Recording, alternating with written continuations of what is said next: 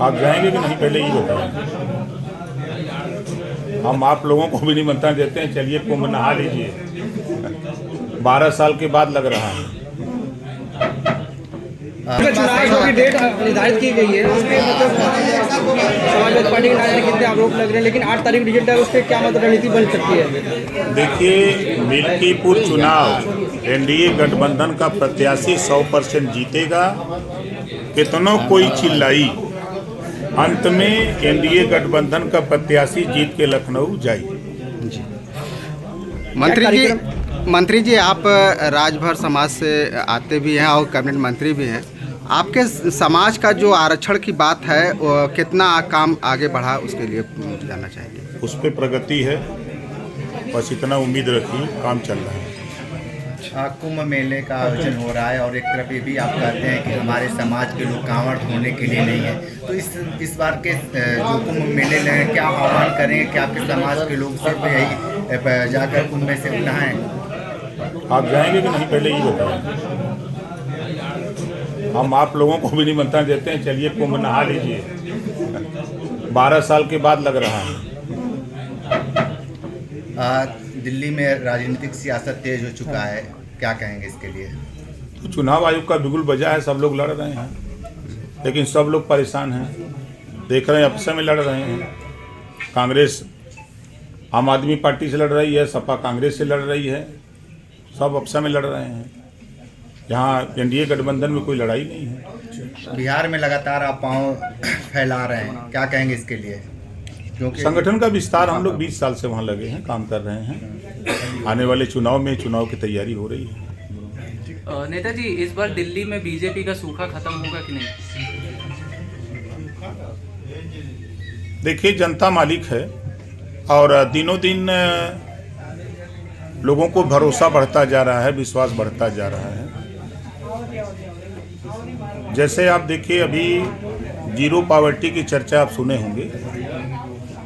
उन गरीब के लिए योजना बनी है जो आज तक योजना का लाभ नहीं पाया है, उसको छत देने के लिए, फ्री शिक्षा देने के लिए, शौचालय, उसको रास्ता, उसको आयुष्मान कार्ड, राशन कार्ड, सारी सुविधा एक साथ उसको देने के लिए 1 साल का समय निर्धारित किया गया है।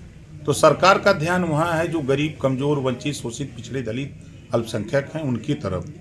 आज़ादी के बाद पहली बार 51 बच्चे मुसलमानों के, जो लोग कहते हैं कि बीजेपी मुसलमानों की विरोधी है, 51 बच्चे IAS पास किए हैं पहली बार। ये वोट देते हैं कांग्रेस को, सपा को, बसपा को दिया, लेकिन किसी ने ऐसा नहीं किया। लेकिन बीजेपी की सरकार में, एनडीए गठबंधन की सरकार में 51 बच्चे IAS पास किए हैं। आज मुसलमान शिक्षा की तरफ उन बच्चे मूव किए हुए हैं। तो ये ध्यान, जब आदमी कोई अपना चश्मा बदल के थोड़ा देखे, आयुष्मान कार्ड गरीबों के लिए बना है, न कि अमीरों के लिए। कि गरीब जब बीमार होता है, हॉस्पिटल जाता है, तब उसको समझ में आता है। जब खेत रेहन रखता है, सूती रुपया लेता है, तब उसको समझ में आता है। तो 5 लाख से उसको राहत मिल रही है। जो किसान, हम भी किसान के बेटे हैं, जब खाद खरीदना होता है, पैसा नहीं रहता है, तो जो किसान सम्मान निधि सीधे खाते में जा रही है, जो बिचौलिए बीच में थे वो ख़त्म हो गए हैं। इससे जिसको लाभ मिल रहा है वो एनडीए गठबंधन के साथ है। अच्छा, अखिलेश यादव ने बयान दिया है इस बार कि महाकुंभ में जितने भी संत आ रहे हैं वो जब वापस लौटे तो योगी जी को लेके जाएं, इस पर क्या कहेंगे? अखिलेश जी से पूछिएगा, मिल जाएं तो उनसे पूछिएगा कि रोहिणी आयोग की रिपोर्ट लागू कराने के लिए आपके जबान पे रोहिणी आयोग की बात क्यों नहीं आती? राघवेंद्र सिंह के नेतृत्व में बनी पिछड़ी जाति के 27% आरक्षण को बांट कर देने की अखिलेश जी और अखिलेश जी की पूरी पार्टी कांग्रेस की जबान पे क्यों नहीं आ रही है? कि बढ़ जाएगा तो नाई, गोंड, पाल, प्रजापति, बिंद, केवट, मल्ला, राजभर, चौहान, आर्य, कर्कवंशी, बंजारा, बहेलिया, खंगार, जोल्हा, दुनिया अंसारी, साईं, दर्जी, फकीर यो हिस्सा लेने लगेंगे। इस नाते नाम नहीं आ रहा है। पूछिएगा जरा इन नेताओं से क्या वजह है, क्या कारण है, क्यों नहीं बोलते हैं? अगर उनको योगी दिखाई दे रहे हैं तो रोहिणी आयोग क्यों नहीं दिखाई देता है? विपक्ष में बैठे हैं, जनता के हित की बात करें।